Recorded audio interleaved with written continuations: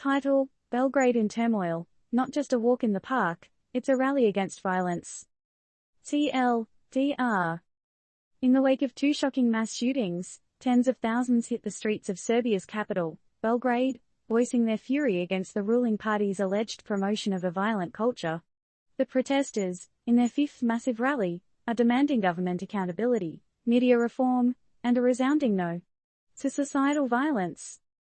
As the Serbian capital of Belgrade rang with chants and cheers last Saturday, it wasn't your usual summer festival in the park.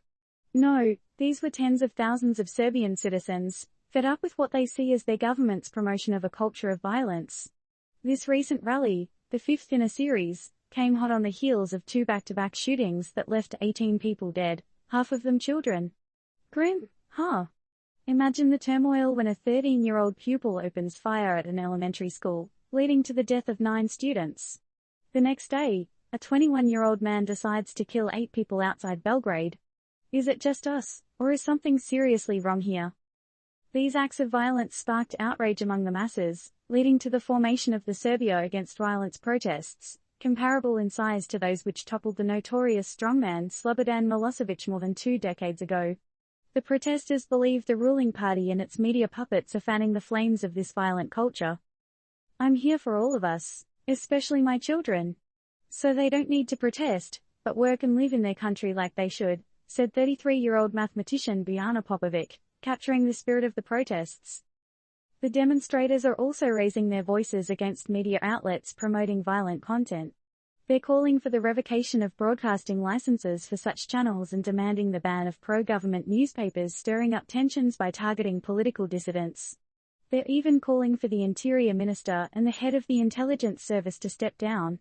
Talk about a list of demands. But it's not all been smooth sailing. President Aleksandar Vučić and his allies have hit back hard, dismissing the protests as a political stunt, throwing shade at the participants, and even spreading conspiracy theories about foreign powers orchestrating the rallies. Vučić, who critics accuse of increasingly relying on autocratic measures to keep opposition and media outlets under his control, vehemently refused part of the opposition's demand for a transitional government ahead of new elections. His stance: as long as I live. So there you have it, folks. A nation in upheaval, a government accused of fanning violence, and a defiant president.